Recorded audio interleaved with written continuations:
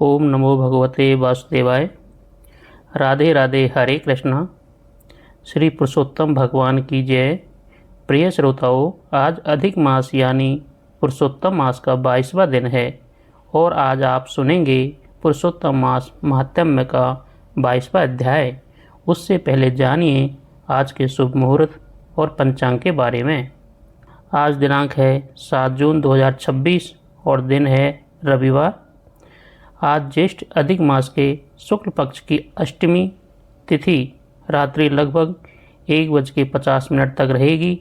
इसके बाद नवमी तिथि प्रारंभ होगी। आज का ब्रह्म मुहूर्त प्रातः 3:45 से 4:33 तक रहेगा।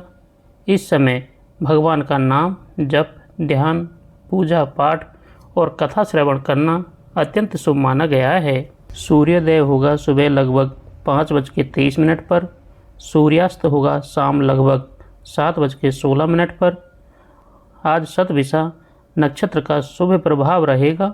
यह नक्षत्र आध्यात्मिक साधना, दान पुण्य, जप तप और भगवान विष्णु की आराधना के लिए विशेष फलदायी माना गया है। पुरुषोत्तम मास में किया गया प्रत्येक पुण्य कार्य, चाहे वह जप हो, तप हो, दान हो, कथा श्रवण हो या भगवान का स्मरण, सामान्य दिनों की अपेक्षा कई गुना अधिक फल प्रदान करता है। इसलिए आज का दिन भक्ति और साधना के लिए अत्यंत महत्वपूर्ण है। आज का राहु काल सायं लगभग 5:35 से 7:16 तक रहेगा। इस समय किसी भी नए शुभ कार्य का आरंभ करने से बचना चाहिए। रविवार का दिन भगवान सूर्य नारायण को समर्पित माना गया है। आज प्रातः स्नान के बाद सूर्य देव को जल अर्पित करने से आरोग्य, यश और सफलता की प्राप्ति होती है। साथ ही भगवान श्री विष्णु, माता लक्ष्मी और तुलसी जी की पूजा करने से घर में सुख समृद्धि का वास होता है। आज रात्रि में विष्णु सहस्त्र नाम का पाठ, श्री हरि का नाम स्मरण, भजन कीर्तन तथा पुरुषोत्तम मास की कथा सुनना विशेष पुण्यदायक रहेगा। तो आइए अब श्रद्धा, प्रेम और भक्ति के साथ सुनते हैं पुरुषोत्तम मास महात्म्य का 22वां अध्याय। आज का अध्याय सुनने से पहले सुनिए अधिक मास में विष्णु भगवान की पूजा का महत्व और कथा। फिर सुनेंगे अधिक मास की कथा का 22वां अध्याय। उसके बाद सुनेंगे नरसिंह मेहता की कथा। नैमिषारण्य की पवित्र भूमि पर जब शौनक आदि 88,000 ऋषि मुनि महान यज्ञ कर रहे थे, तब उन्होंने सूत जी महाराज से विनम्रता पूर्वक पूछा, हे महात्मने, पुरुषोत्तम मास अर्थात अधिक मास में भगवान विष्णु की पूजा का क्या महत्व है? इस मास में श्री हरि की आराधना करने से मनुष्य को कौन सा पुण्य प्राप्त होता है?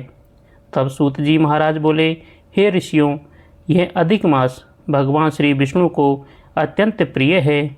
जो मनुष्य इस मास में श्रद्धा, विश्वास और भक्ति के साथ भगवान पुरुषोत्तम की पूजा करता है, उसके अनेक जन्मों के पाप नष्ट हो जाते हैं और उसे सुख समृद्धि तथा अंत में मोक्ष की प्राप्ति होती है।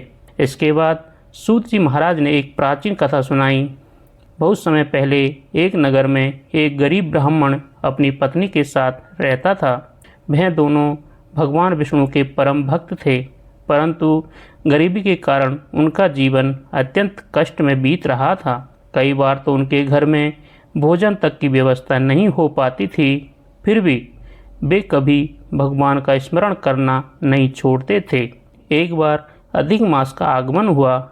नगर में आए एक संत महात्मा ने पुरुषोत्तम मास का महत्व बताते हुए कहा कि जो भक्त इस मास में भगवान विष्णु की पूजा, जप तप, दान और कथा श्रवण करता है, उस पर भगवान की विशेष कृपा होती है।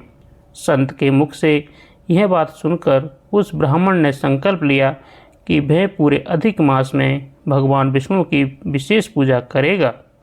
अगले दिन से वह ब्रह्म मुहूर्त में उठता, स्नान करता, स्वच्छ वस्त्र धारण करता और भगवान विष्णु की मूर्ति के सामने घी का दीपक जलाकर पूजा करता। वह श्रद्धा से तुलसी दल अर्पित करता। ओम नमो भगवते वासुदेवाय। मंत्र का जप करता और भगवान की कथा सुनता। उसकी पत्नी भी उसके साथ भक्ति में लगी रहती। दोनों पति पत्नी अपनी सामर्थ्य के अनुसार भूखों को भोजन दान करते और दिन रात भगवान का नाम स्मरण करते थे। धीरे धीरे उनका मन संसार के मोह से हटकर भगवान की भक्ति में लगने लगा। पूरे अधिक मास उन्होंने कभी अपना नियम नहीं छोड़ा। चाहे वर्षा हो, गर्मी हो या कोई कठिनाई आए, वे भगवान की पूजा और कथा श्रवण अवश्य करते। मास के अंतिम दिनों में उनकी भक्ति और भी बढ़ गई। एक रात भगवान श्री विष्णु ब्राह्मण के स्वप्न में प्रकट हुए। उनके दिव्य स्वरूप को देखकर ब्राह्मण भाव विभोर हो गया।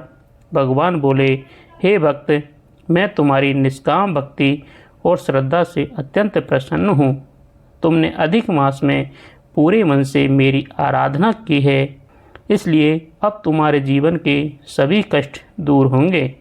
तुम्हारे घर में सुख, शांति और समृद्धि का वास होगा। यह कहकर भगवान अंतर्ध्यान हो गए। प्रातःकाल जब ब्राह्मण की आंखें खुली तो उसने देखा कि उसके जीवन की परिस्थितियां धीरे धीरे बदलने लगी है। उसके घर में धन धान्य की वृद्धि होने लगी, परिवार में सुख और शांति आने लगी तथा समाज में उसका सम्मान बढ़ गया। लेकिन इन सब के बावजूद उसके मन में अभिमान नहीं आया। वह पहले की तरह भगवान की भक्ति करता रहा और दूसरों की सहायता करता रहा। अंत समय आने पर भगवान विष्णु के दूत उसे लेने आए और वह श्री हरि के परम धाम को प्राप्त हुआ। यह कथा सुनकर सूत जी महाराज बोले, हे ऋषियों, अधिक मास में भगवान विष्णु की पूजा, तुलसी अर्पण, दीपदान, कथा श्रवण, जप, तप और दान का विशेष महत्व है। जो भक्त श्रद्धा से पुरुषोत्तम भगवान का स्मरण करता है, उसके जीवन के दुख दूर हो जाते हैं, उसकी मनोकामनाएं पूर्ण होती है और उस पर भगवान की कृपा सदैव बनी रहती है। हे पुरुषोत्तम भगवान, जैसे आपने उस ब्राह्मण दंपति पर अपनी कृपा बरसाई, वैसे ही हम सभी भक्तों पर भी अपनी कृपा बनाए रखना। कथा कहने वाले, सुनने वाले और हुंकारा भरने वाले सभी का कल्याण करना। सभी प्रेम से बोलिए, श्री पुरुषोत्तम भगवान की जय, श्री विष्णु भगवान की जय। अब हम सुनेंगे पुरुषोत्तम मास का 22वां अध्याय। इससे पहले के अध्याय में हमने सुना था मुनि वाल्मीकि का राजा दृढ़धनवा को पुरुषोत्तम मास की पूजन विधि कहना। आज हम 22वें अध्याय में सुनेंगे राजा दृढ़धनवा को पुरुषोत्तम व्रत में भोजन आदि का नियम वर्णन।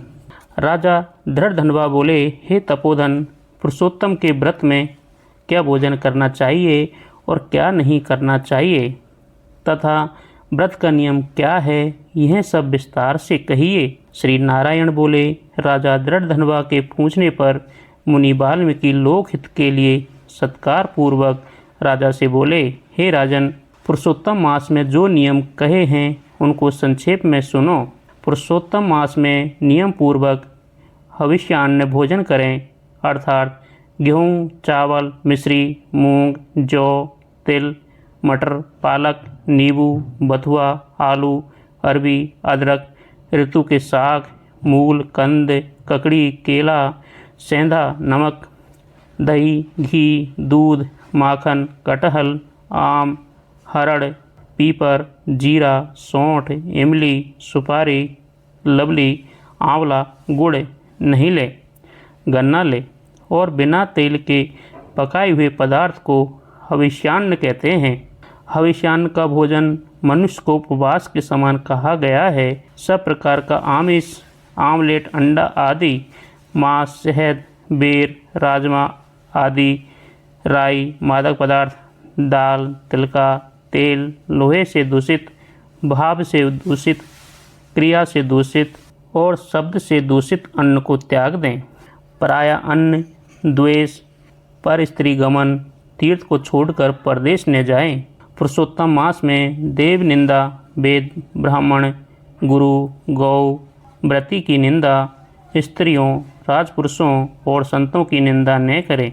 सूतिका का अन्न एवं फलों में जम्भीरी नींबू मांस है, धान्यों में मसूड़ मांस है और बासी अन्न मांस के समान है। बकरी, गौ और भैंस के दूध के अतिरिक्त अन्य पशुओं का दूध मांस के समान है। ब्राह्मण से खरीदे हुए रस और पृथ्वी से निकलता हुआ सांभर नमक मांस के समान है। तांबे के पात्र में रखा हुआ दूध, चमड़े में रखा हुआ जल, अपने ही लिए पकाया हुआ अन्न विद्वानों ने मांस के समान कहा है। पूर्ण ब्रह्मचर्य से रहे, भूमि पर सोवें, पत्तल पर चौथे पहर में भोजन करें। रजस्वला स्त्री, चांडाल, मलेच्छ, पतित, संस्कारहीन, विप्रद्रोही, वेद धर्म न जानने वालों से पुरुषोत्तम मास में न बोले। रजस्वला स्त्री और कौवा का देखा हुआ सूतक का अन्न दोबारा पकाया हुआ तथा भुजा हुआ अन्न न खावे। प्याज, लहसुन, मोथा, छत्राक, गाजर, गोभी, मूली, बैंगन पुरुषोत्तम मास में न खावें। इन पदार्थों को सब व्रतों में त्याग दें। अपनी शक्ति अनुसार विष्णु की प्रसन्नता के निमित्त कृष्ण, चांद्रायण आदि व्रत भी करें। काशी फल, भटकटैया, लटजीरा, मूली, श्रीफल, इंद्र, जौ, आंवला, नारियल, लौकी, परवल, बेर, चर्म साग, बैंगन, आजिक साग, बेल और गंदे जल में उत्पन्न होने वाले शाक को प्रतिपदा से पूर्णिमा तक त्याग दें। गृहस्थी पुरुष सदा और परलोक की सभी कामनाओं को शीघ्र पूरी करें। इस प्रकार गोविंद की प्रार्थना कर स्त्री सहित सदाचारी ब्राह्मण को पुरुषोत्तम का स्मरण कर आनंद से भोजन करावें। विधि पूर्वक गंध अक्षत से पूजा कर विप्र रूप में हरि और ब्राह्मणी रूप में राधा को स्मरण करता हुआ घी से भुने हुए चावल की खीर से भोजन करावें। व्रती पुरुष अंगूर, केला और अनेक प्रकार के पके हुए मीठे आम आदि फल, घी से बनाए हुए पकवान, श्रेष्ठ उड़द के बड़े, घेवर, पकी हुई फेनी, खांड के बने माठ, ठोर, खरबूजा, ककड़ी का साग, अदरक, श्रेष्ठ नींबू और भी अनेक प्रकार के अलग अलग साग, 6 रसों से बने 4 प्रकार के पूरी, कचौड़ी, चटनी, अचार आदि के भोजन, सुगंधित पदार्थ, पामड़ी, इलायची, केसर, कस्तूरी आदि से युक्त मखाना, चिरौंजी आदि मिश्रित गोरस परोस कर कहे कि हे ब्राह्मण, आप यह परोसा हुआ स्वादिष्ट भोजन करें और जो आपको अच्छा लगे वह मांग कर लें। मैं आज धन्य हूँ जो आपका कृपा पात्र हूँ।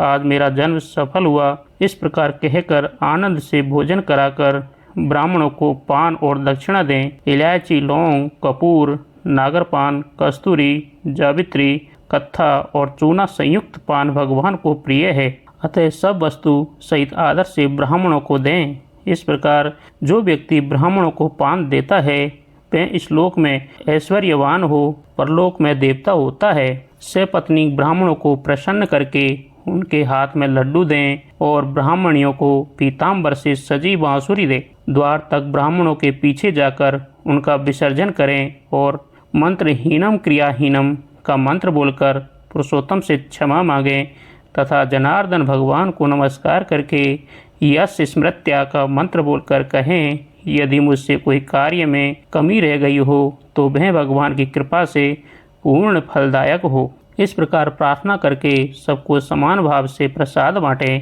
तथा मिथ्या भाषण छोड़ कुटुंबीजनों के साथ भोजन करें। अमावस्या आने पर रात्रि में जागरण करें। स्वर्ण के राधा कृष्ण की पूजा करें। अंत में सपत्नी व्रती पुरुष राधा सहित पुरुषोत्तम देव को नमस्कार करके पूजा पूर्ण करें। फिर आचार्य को सामग्री सहित मूर्ति भेंट करें और श्रद्धानुसार यथा योग अन्नदान दें। चाहे कैसे भी हो यह व्रत करें और भक्ति से अपनी सामर्थ्यानुसार दान दें। इस व्रत के करने से चाहे नर हो या नारी जन्म जन्मांतर में दुख, दारिद्र्य व दुर्भाग्य नहीं पाते और नाना प्रकार के मनोरथ पूर्ण कर अंत में विमान पर बैठकर उत्तम वैकुंठ लोक में जाते हैं। श्री नारायण बोले, श्री कृष्ण के प्रिय पुरुषोत्तम मास के नियम को जो अवलंबन करते हैं वे पूर्वजों के साथ सुख भोग कर अंत में गोलोक में जाते हैं। जय बोलिए विष्णु भगवान की जय। अब सुनिए नरसिंह मेहता की कथा। गुजरात की पवित्र भूमि में नरसिंह मेहता नाम के एक महान कृष्ण भक्त रहते थे। वे दिन रात भगवान श्री कृष्ण के भजन कीर्तन और स्मरण में लीन रहते थे। उनके पास धन संपत्ति नहीं थी, लेकिन भगवान पर उनका विश्वास इतना दृढ़ था कि वे कभी किसी बात की चिंता नहीं करते थे। लोग उनका उपहास करते और कहते कि केवल भजन करने से जीवन नहीं चलता, परंतु नरसिंह मेहता हमेशा यही कहते हैं कि जिसका पालन स्वयं श्री कृष्ण करते हैं उसे किसी और सहारे की आवश्यकता नहीं होती। समय बीतता गया और उनकी पुत्री का विवाह निश्चित हुआ।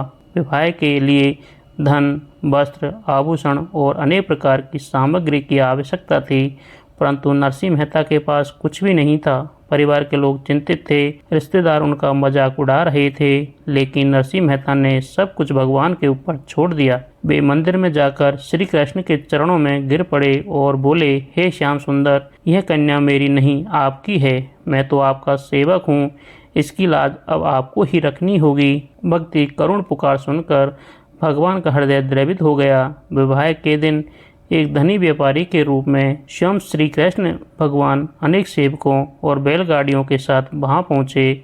उनके साथ सोने चांदी के आभूषण, सुंदर वस्त्र, अनाज, मिठाइयाँ और विवाह की सारी सामग्री थी। उन्होंने स्वयं सारी व्यवस्था करवाई और विवाह अत्यंत धूमधाम से संपन्न हुआ। जब लोगों ने उस व्यापारी का परिचय जानना चाहा तो वह अचानक अदृश्य हो गया। तब सब समझ गए कि स्वयं में द्वारिकाधीश भगवान श्री कृष्ण अपने भक्त की लाज बचाने आए थे।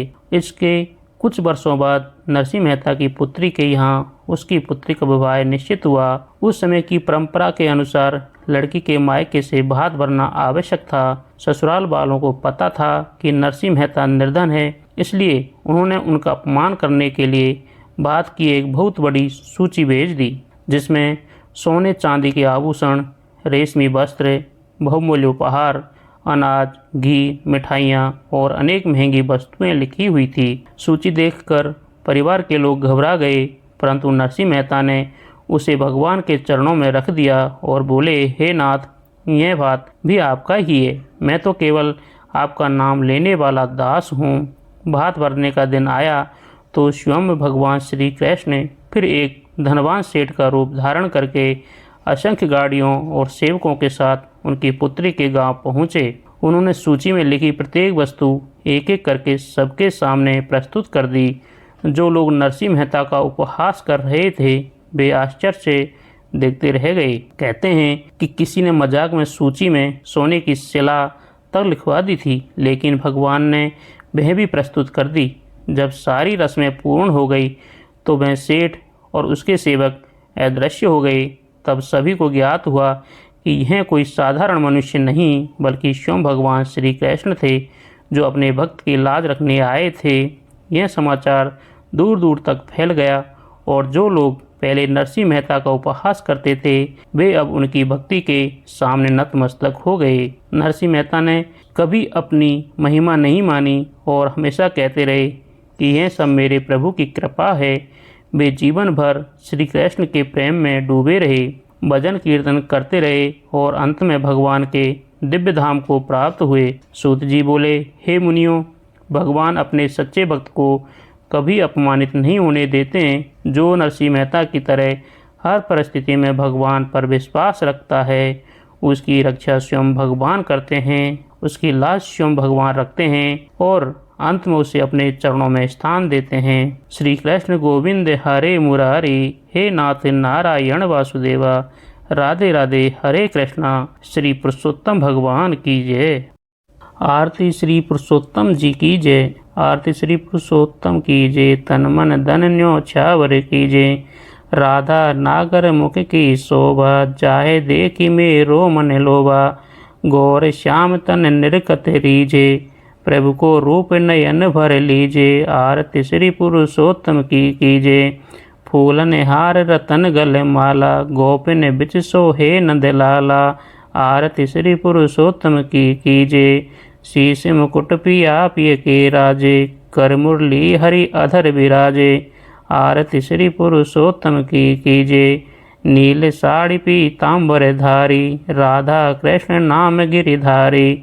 आरती श्री पुरुषोत्तम की कीजे। तेज पुंज रवि शशि सम सोहे, देखी देखी भक्तन मन मोहे। आरति श्री पुरुषोत्तम की कीजे, शिव ब्रह्मादि के सुर मुनि गावे। नेति नेति कहीं वेद बखाने, आरति श्री पुरुषोत्तम की कीजे। पुष्पा जो अधिमास ही ध्यावे, कोटि जन्म के पाप नसावे।